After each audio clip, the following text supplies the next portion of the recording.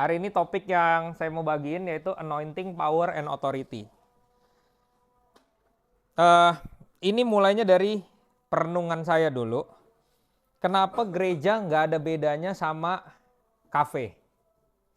Hanya beda genre musik, bener gak? Kita dulu pelayanan, pokoknya main musik pindah dari kafe ke gereja. Sampai akhirnya apa sih bedanya kafe sama gereja gitu loh. Jadi ini mulai dari perenungan gitu ya. Kenapa sih gereja itu harus ada pemusik, teman-teman? Kalau seandainya gereja udah nggak ada musik gimana? Apa gunanya semua ini gitu loh. Ya. Nah, dari perenungan itu akhirnya saya banyak belajar di Jakarta yang membedakan antara pemain musik sekuler dan pemain musik rohani. Yang membedakan adalah ketiga ini, teman-teman. Ya, yaitu anointing, power, and authority. Karena kita itu bukan, kemarin kita udah bahas bahwa kita masuk itu karena darah Yesus dalam hadirat Tuhan. Kita itu mainnya itu di ranah kekekalan, teman-teman. Ya, kita tuh mainnya di ranah kekekalan di mana hadirat Sang Raja itu memenuhi kita. Mainnya di situ sebenarnya, bukan di area jiwa.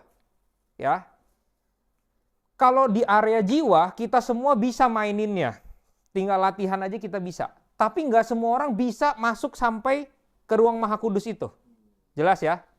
Nah, kita pengennya sampai ke sana. Bukan cuma main musik doang. Ya. Nah, kita akan bahas dari tiga ini karena ini berkesinambungan, teman-teman. Ya, berkesinambungan. Ya. Anointing, power, and authority. Anointing itu bahasa Yunaninya krio. Sedangkan power itu dunamis. Ya. Authority itu exousia. Jadi kalau ada kata dalam terjemahan bahasa Indonesia itu katanya kuasa, itu belum tentu sama, teman-teman. Karena bahasa Indonesia terjemahannya dunamis dan exousia sama-sama dengan kuasa. Ya. Tapi di bahasa Ibraninya itu benar-benar berbeda. Satunya dunamis, satunya exousia. Ya. Nah, anointing itu artinya sebenarnya diminyaki, diurapi, dibalut, di wrapping gitu loh. Nangkep gak? Di wrapping, kayak koper tuh di wrapping. Nah, itu artinya diurapi. Arti bagi Alkitab diurapi itu adalah appointed by God. Kamu benar-benar yang ditunjuk, satu-satunya ya kamu yang ditunjuk. Oke, itu anointing. Tapi ketika di anointing, langsung punya power gak? Belum tentu, teman-teman. Ya, kalau power, itu dia melepaskan doing something. Ya, doing something. Misalnya orang sakit jadi sembuh, dia harus menyembuhkan. Nah, dia harus melepaskan sesuatu, dia harus doing. Tapi kalau authority, otoritas, itu diberikan, diangkat sama raja, kita being.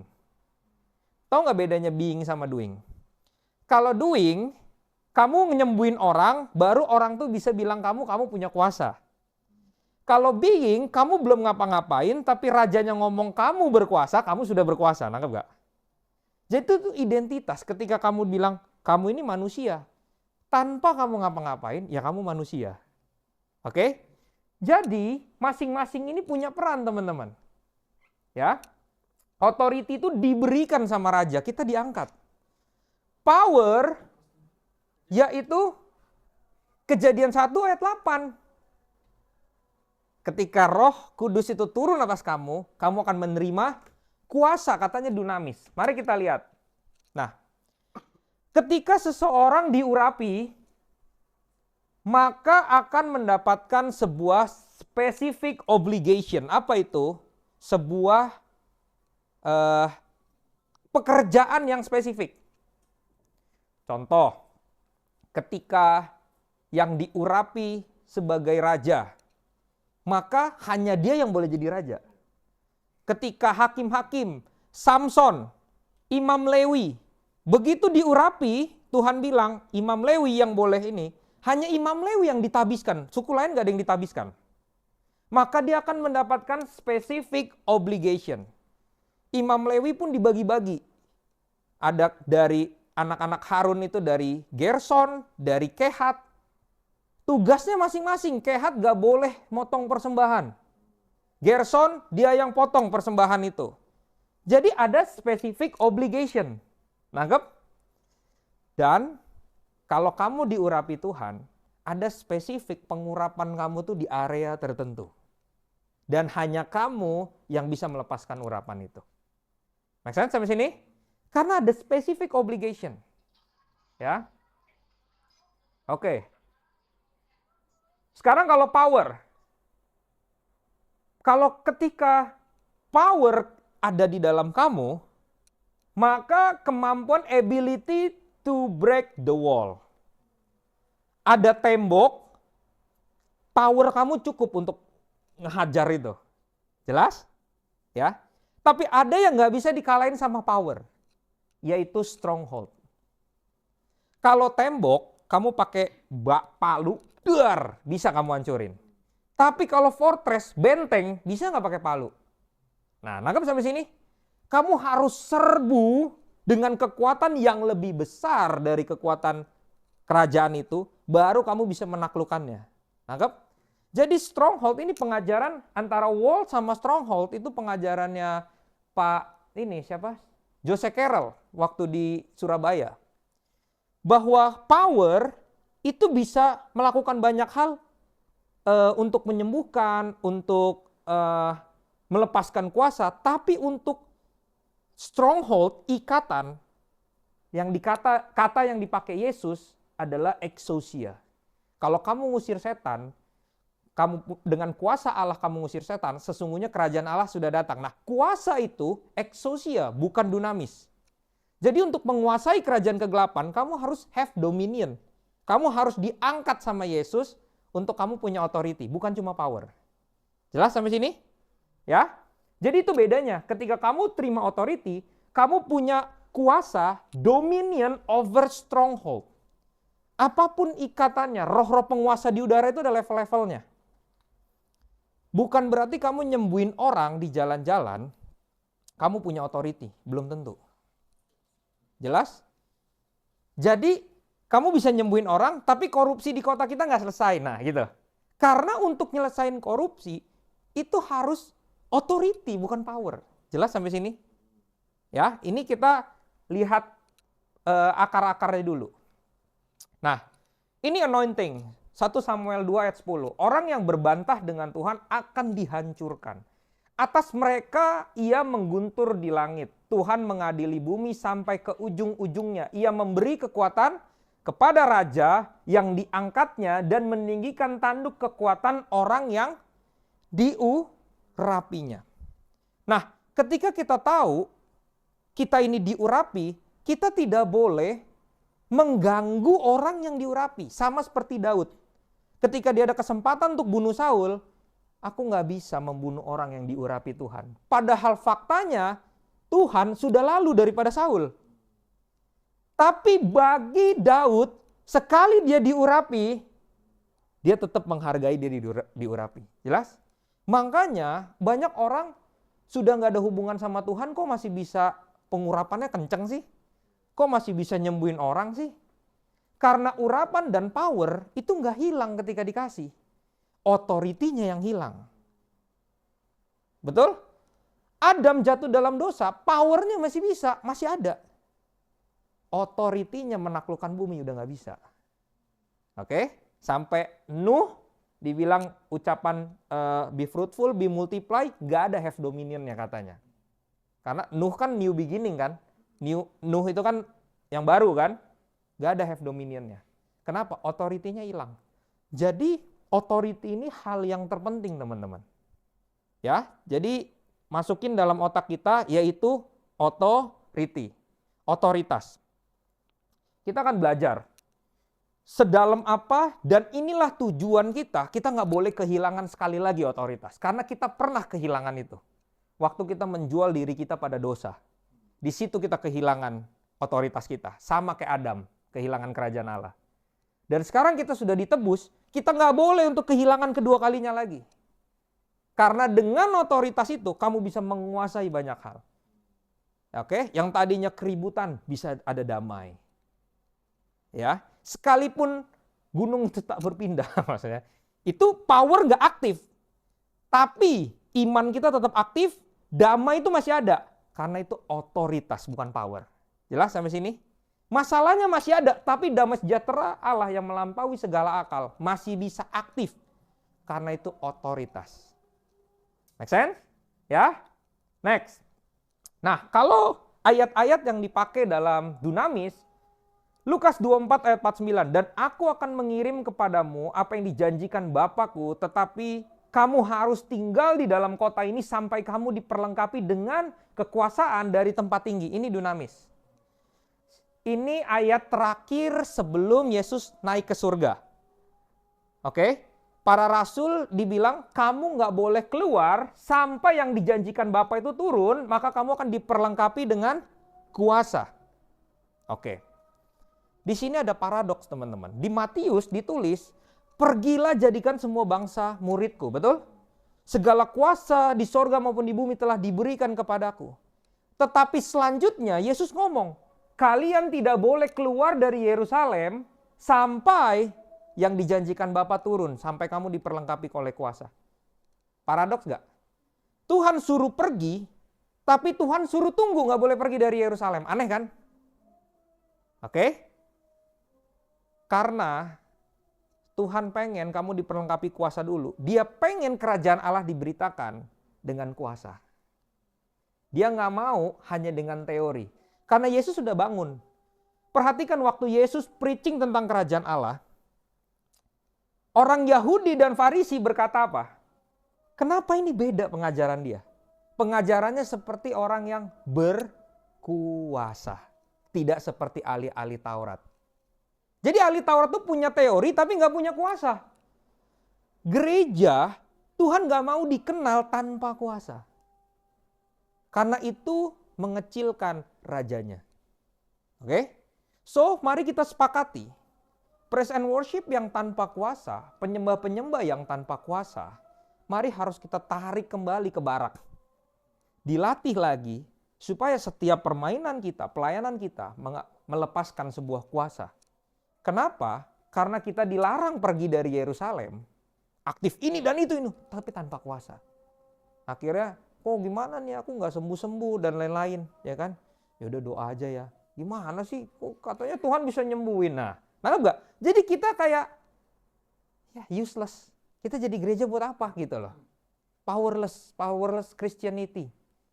Oke? Ya. Nah, Kisah Para Rasul 1 ayat 8. Tetapi kamu akan menerima kuasa kalau Roh Kudus turun ke atas kamu dan kamu akan menjadi saksiku dari Yerusalem di seluruh Yudea, Samaria sampai ujung bumi. Artinya, kalau Roh Kudus turun, kamu akan terima kuasa, baru kita jadi saksi. Oke? Kita dikatakan jadi murid Kristus, dunia akan tahu bahwa kamu murid-muridku jika kamu saling mengasihi.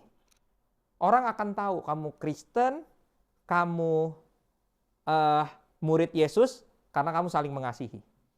Tapi dunia akan tahu siapa Yesus lewat kuasa yang kamu lepaskan. Tangkap? Dia nggak tahu Yesus. Yesus tuh sehebat apa sih? Semua agama sama aja lah. Dan ini Kristen nih, kasihnya bagus. Tapi dia nggak tertarik dengan Yesus. Sampai kamu melepaskan kuasa yang dari Roh Kudus, kamu akan jadi saksiku. Memberitakan kerajaan Allahnya. Nangkep? Orang akan mulai mulai tertarik dengan kerajaan Allah. Karena orang Kristen ini udah saling mengasihi, tapi juga kuasanya besar. Nah, gitu loh. Nggak ada lagi di agama-agama lain yang seperti ini. Jelas?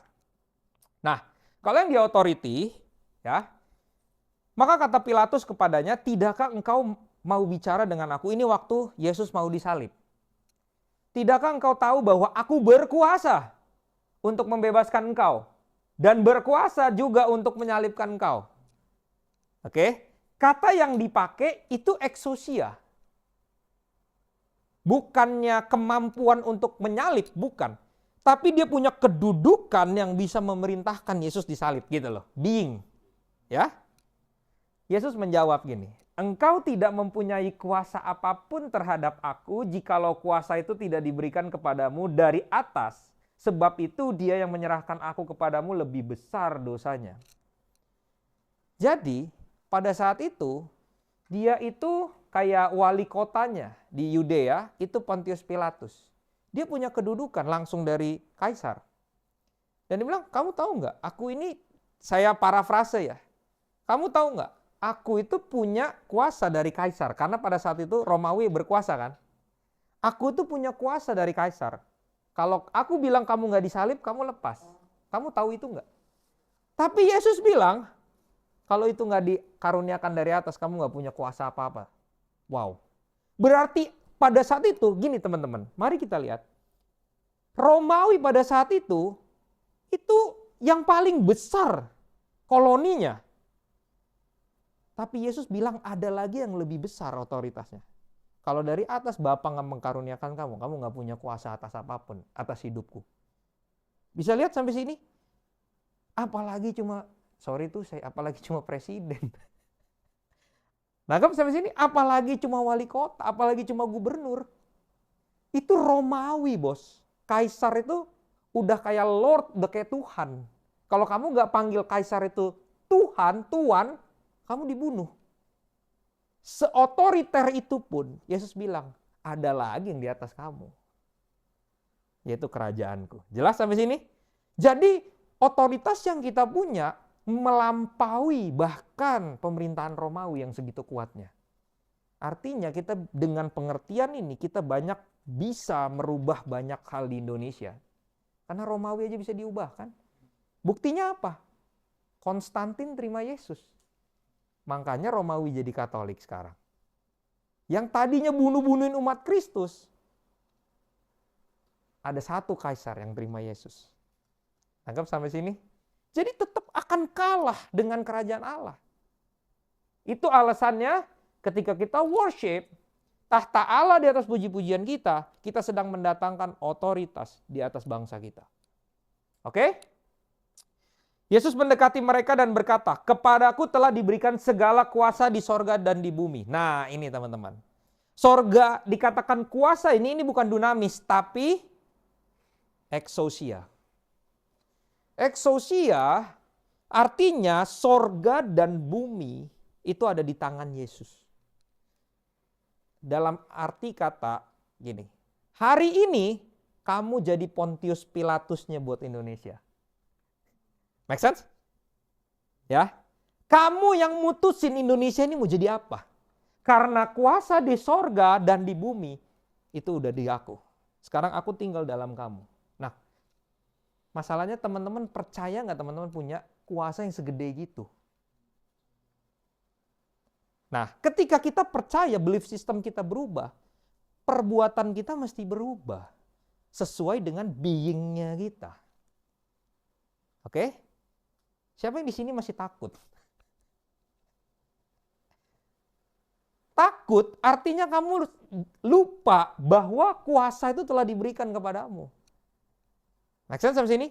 Jadi seringkali kita percaya tapi langkah kita nggak sesuai. Oke? Ya. Jadi gini teman-teman. Kita udah belajar tadi anointing, habis ini akan kita bahas lebih lanjut lagi ya. Ketika kamu jadi tentara, exousia itu begini. Kamu dilatih menembak, kamu dilatih berperang. Tapi tiba-tiba kamu dicopot jadi tentara. Powernya hilang nggak? Nggak hilang.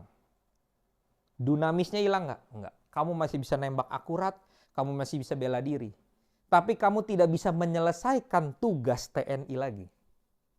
Karena exousianya sudah dicabut. Nangkap sampai sini? Kita nggak bisa berbangga dengan urapan yang dikonfirmasi banyak orang. Kita nggak bisa berbangga dengan sudah seberapa banyak kita sudah menyembuhkan orang, sudah seberapa banyak orang yang terberkati dengan pelayanan kita. Nggak. Apakah exousia itu masih ada di dalam kamu?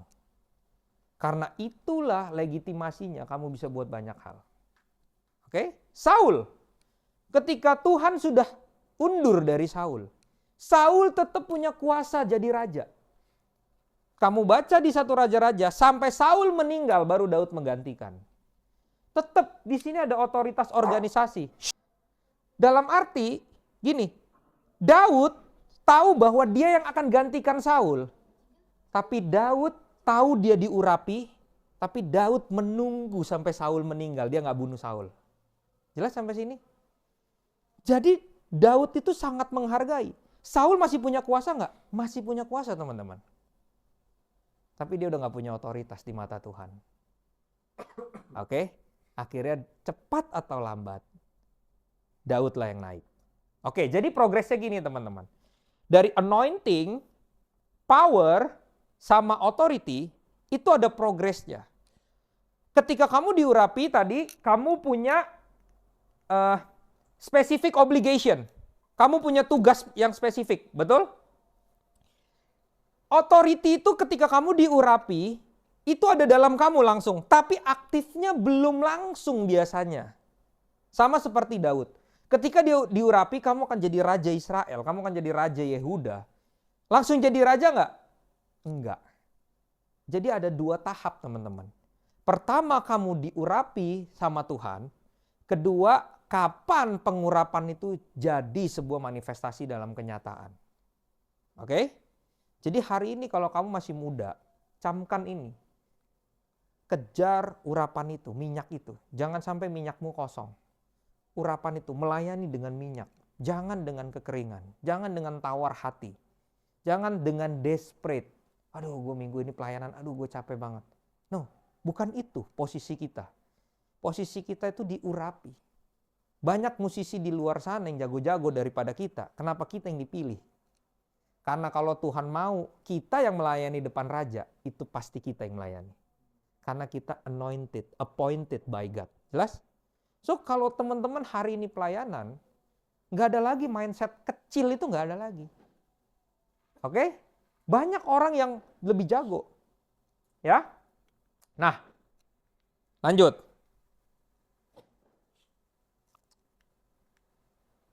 Di Qualities Rock ada SALT namanya. Yaitu spiritual yang Pak Arifin upgrade menjadi supranatural. Bahasa Inggrisnya supernatural. Kalau supernatural kita kasih line bawah tengahnya, berarti supernatural. Itu benar-benar supernatural. Jadi natural banget. Ya, jadi benar-benar hal mujizat itu adalah supernatural. Jadi kalau nggak ada mujizat berarti nggak natural, nangkep nggak? Dalam arti kata gitu. Nah, tapi masalah kita percaya nggak dengan hal ini? Di tanganmu itu ada kuasa, ya. Nah, setelah kita mendalami spiritual, baru namanya authority. Kenapa ada authority? Karena yang tadi saya jelasin. Kalau kamu nggak ngerti otoritas, kamu nggak akan berani mimpin. Betul nggak? Musa nggak ngerti, nggak berani dia mimpin, terlalu besar. Padahal dia tuh ini loh, prince-nya Egypt, Prince of Egypt, ya kan? Tapi dia mimpin bangsa Israel masih takut, karena dia tahu ada Allah yang lebih besar daripada Mesir. Oke, sampai dia menyerah, baru Tuhan kasih otoritas atas bangsanya, dia terima, baru dia bisa jadi leader. Baru dia jadi transformer. Ini step-stepnya teman-teman. Jadi transformer, bukan berubah ya. Jadi mobil gitu ya. Bukan. Ini bininging. Kamu jadi transformer. Tapi step-stepnya, kamu harus sadar bahwa di dalam kamu, itu ada anointing, ada power, ada authority. Oke? Jelas ya? Nah, kalau kamu lihat di Perjanjian Lama, ya, anointing, karena kita ini pelayan-pelayan Tuhan, kamu tahu ketika Imam Lewi dipilih, Imam Lewi bekerja di ladang salah, 11 suku bekerja di Bait Allah salah. Nangkep gak? Nangkep? Saya ulangin ya. Kan ada 12 suku. Imam Lewi bekerja di ladang salah, 11 suku bekerja di rumah Tuhan salah. Nah, Apakah kita imam Lewi? Apakah kita mengangkat diri kita sendiri jadi imam atau Tuhan tunjuk kita jadi imam? Hati-hati teman-teman. Itu namanya anointing. Kamu dipilih nggak spesifik? Ya, bayangkan kalau Imam Lewi bilang pada saat itu, kayaknya enakan jadi dia orang lah ini. Enakan punya tanah pusaka, enakan punya kebun daripada nunggu dia orang ngasih persembahan. Bener nggak? Lebih enak kan? Udah tahu kapan dapatnya, bulan apa, musim apa, cuannya berapa, udah tahu. Enakan dia orang lah. Tapi kalau Imam Lewi diurapi sebagai imam, lalu dia bekerja, dia salah. Itu bisa mendatangkan kematian buat dia. Betapa banyak kita mengalami kematian rohani karena kita nggak berjalan dengan urapan kita. Kita mau coba jadi orang lain. Kita lihat pembicara ini bagus, khotbahnya mirip-mirip kayak gitu. Kita lihat orang ini pelayanannya begini, bikin yayasan nih kayaknya keren, bikin yayasan. Kita nggak punya identitas. Maksudnya sampai sini, Anda harus tahu di mana Anda diurapi. Kalau Anda diurapi sebagai Imam Lewi, Imam Lewi. Kalau Anda diurapi sebagai Yehuda, Yehuda, keturunannya kerajaan. Yehuda yang by the way yang mempersembahkan pentabisan mesbah, pertama kali suku Yehuda yang disuruh maju. Ya, ada urutan-urutannya dan bukan Ruben. Ruben tuh keberapa? Nah, ini saya lagi baca Imamat dan Bilangan. Very good, keren banget. Ya, jadi Tuhan tuh kasih ordernya itu jelas. Oke? Ya, itu anointing. Dan persyaratan suku Lewi. Pertama gini, kamu harus dari keturunan Harun. Ya, kamu harus dari keturunan Harun yang jadi imam besar. Lalu dia sebelum mempersembahkan dia harus mengenakan pakaian imam. Nggak boleh serampangan kayak gini, nggak boleh teman-teman. Ya, baju efod dan lain-lain. Lalu dia harus mempersembahkan korban. Setelah itu, setelah ada korban, baru dia ketemu Tuhan di kemah pertemuan.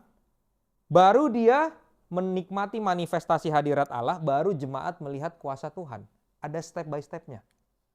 Nah, kita pengen jemaat kita diberkati dan melihat kuasa Allah. Itu hasil.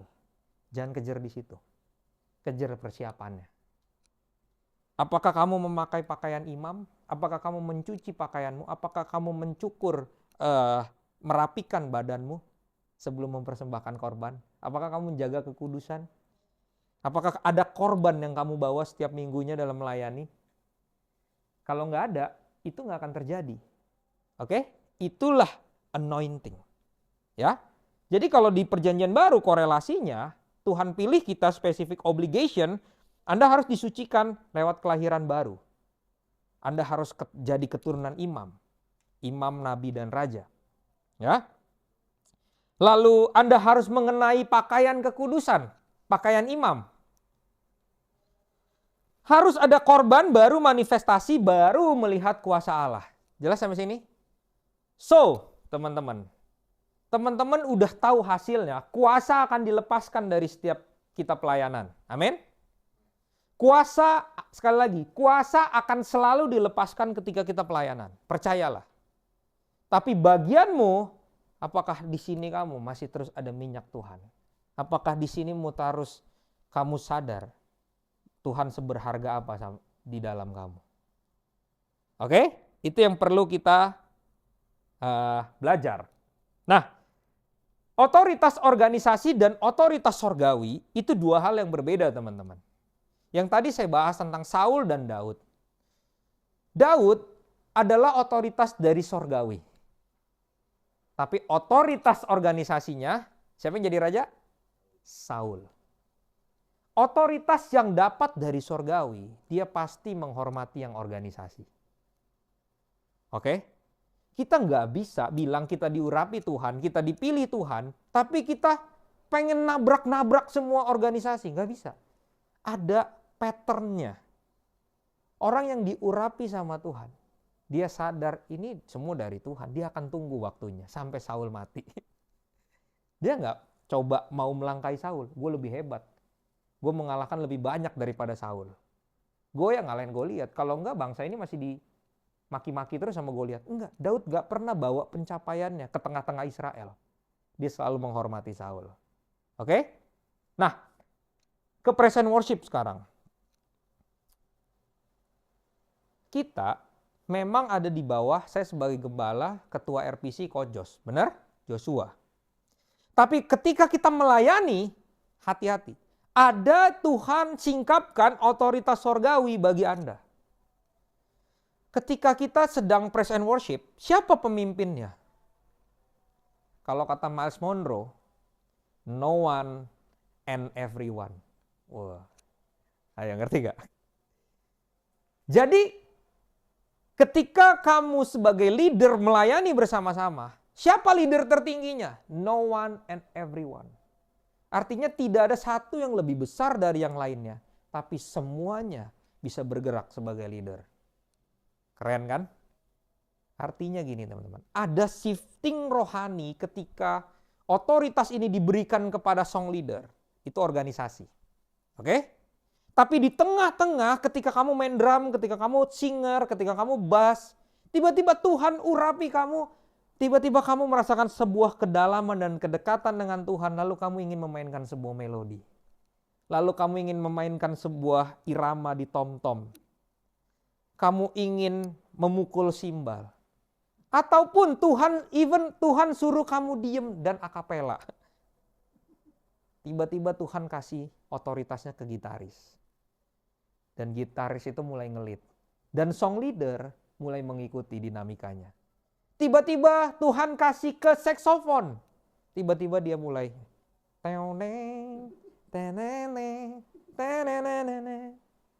Dan tiba-tiba Tuhan kasih ke singer. Singernya mulai membacakan mazmur. Itu akan kerasa shiftingnya. Karena kita tidak terjebak pada otoritas organisasi. Gak selalu song leader yang akan memimpin. Lihat, roh Tuhan sedang mengurapi siapa. Ayo, pernah nggak teman-teman ngalamin itu? Shifting rohani. Di tengah ibadah. Oke? Awalnya memang semua lagu yang kita latih. Tapi tiba-tiba Roh Kudus melawat kita. Dan sampai di situ kita nggak tahan. Dan semuanya berubah sesuai dengan Roh Kudus. Tiba-tiba drumnya yang sudah dilatih begini, mau mainnya begini. Tiba-tiba, suddenly. Saya pernah ngalamin kayak gitu waktu pelayanan drum. Dulu belum zaman main tom-tom. Dreng, dreng, dreng. Nggak ada kan? Dulu kan 8 bit semuanya. Dik, tak, dik, dik. Waktu doa malam tiba-tiba, saya lagi mau main beat, tiba-tiba tangan saya tiba-tiba main dreng, dreng, dreng. Saya bilang, kenapa saya main ini? Nggak pernah saya main ini. Dan kami dilawat Tuhan waktu di Villa Citra. Kami dilawat Tuhan. Bukan saya berbicara tentang karena permainan drumnya. Bukan. Saya mengerti ada shifting rohani. Jadi kalau saya sebagai song leader, saya juga harus berdoa. Roh Tuhan ini lagi sedang mau pakai siapa di tim ini gitu loh. Oke? Seringkali kalau saya song leader, saya pengen gitar mainin melodi. Nah gitu ya. Misalnya kayak kemarin sama Feren, akapela. Nah gitu loh, pelayanan-pelayanan. Jadi memang ada shifting-shiftingnya yang kita nggak bisa paksa mesti begini ya. Jelas? Ya. Nah sekarang gini, apa saja otoritas kamu sebagai imam yang kamu tahu, yang kamu sudah baca Alkitab? Saya udah di akhir nih. Otoritas apa yang kamu ketahui, yang kamu punya di perjanjian baru ini sebagai imam? Apa aja? Coba bisa sebutkan? Otoritas apa aja? Ayo.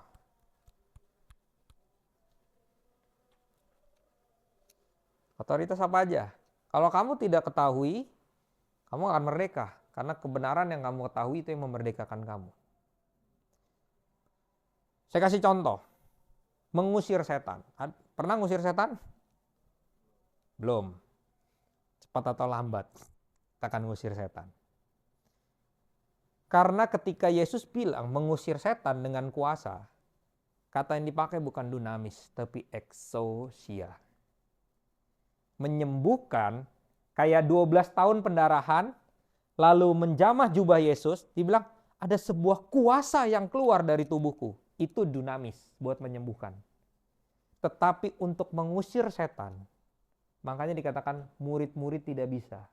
Hanya Yesus yang bisa. Betul? Kok murid-muridnya nggak bisa? Harus berapa lama lagi aku tinggal dengan angkatan tidak percaya ini? Nah, jelas sampai sini? Jadi murid-murid pun ragu bahwa dia punya otoritas sebesar itu. Dia marah sama murid-muridnya. Harus berapa lama aku tinggal dengan angkatan kurang percaya ini? Bawa ke sini. Diusir setannya. Itu pakai kata exousia. Salah satunya ngusir setan. Lalu jangan salah, kita diberikan anointing, specific obligation, mempersembahkan korban. Kalau kamu dijadwal hari Minggu, memang Tuhan pengen kamu yang main. Kalau Tuhan nggak mau kamu main, kamu nggak akan ke gereja hari itu. Sekalipun kamu yang dijadwal. Percayalah. Mau ngetes, doa aja. Pasti nanti ada inilah, ada itulah, digantiin siapalah. Pernah kan kayak gitu? Dan ibadah fine-fine aja. Tidak ada kita. Karena memang Tuhan gak mau kamu yang melayani di situ. Termasuk saya. Betul? Kalau Tuhan gak mau saya yang khotbah, Tuhan akan ganti semuanya. Mungkin saya gak bisa khotbah pada saat penyembahan. Apapun itu. Karena ini gerejanya dia. Make sense? Ya? Oke.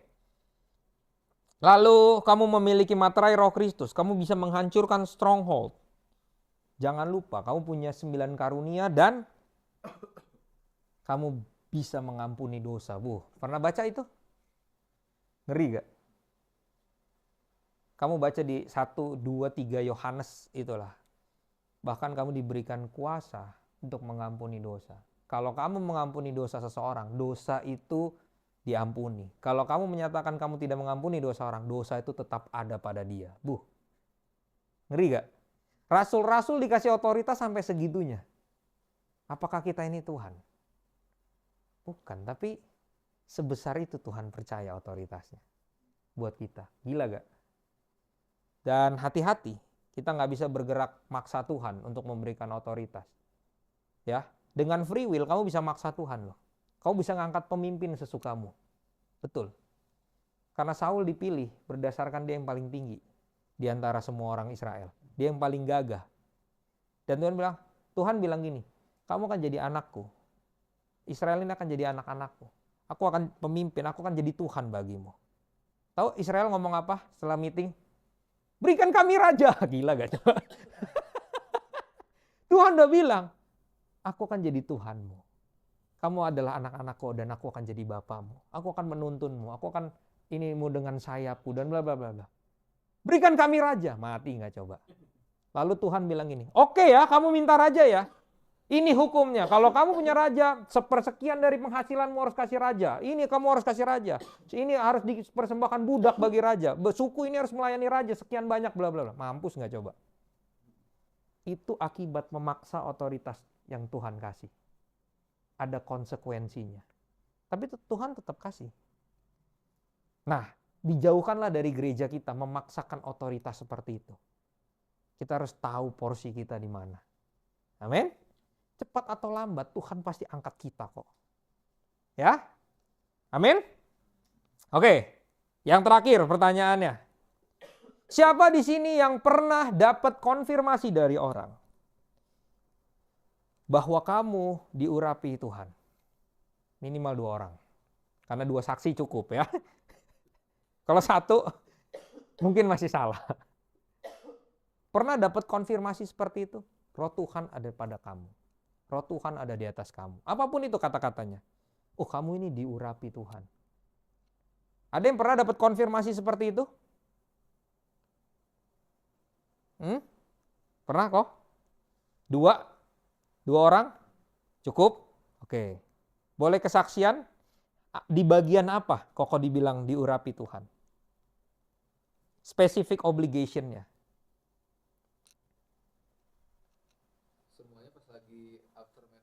Oke, main musik. Oke. Yang lain belum ada ya? Ada lagi yang lain? Yang lainnya, kalau yang spesifik tentang fathering itu nubuatan semuanya. 3 kali. Kalau yang tentang worship itu cukup sering sih. Worship ya? Tapi selalu after, maksudnya nggak lagi jadi jemaat gitu. Oke. Ya. Nah, itu nubuatan juga bisa menjadi sebuah direction buat kita. bahwa kita dapat sebuah panggilan spesifik ke arah sana. Tangkap? Yang lain ada lagi yang dapat konfirmasi? Teman-teman, jangan berkecil hati kalau belum pernah dapat. Sebentar lagi, pengertian teman-teman di-upgrade, teman-teman akan mendapat konfirmasi itu.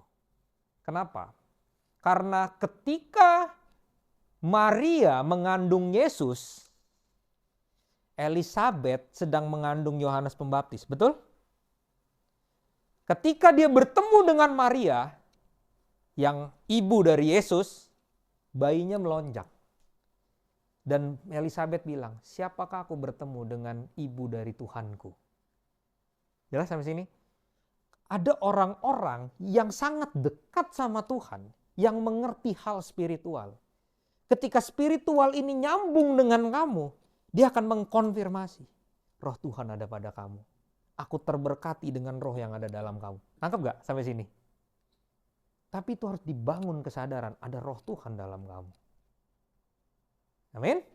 Ya, konfirmasi itu akan datang bagi teman-teman. Dan seriuslah menggali hal-hal spiritual. Karena orang-orang yang spiritual akan konfirmasi itu. Nubuatan akan datang padamu. Konfirmasi itu. Oke? Karena ini akan menjadi kehidupan yang natural. Dan saya berdoa teman-teman, kita melayani di tempat ini dengan pengertian.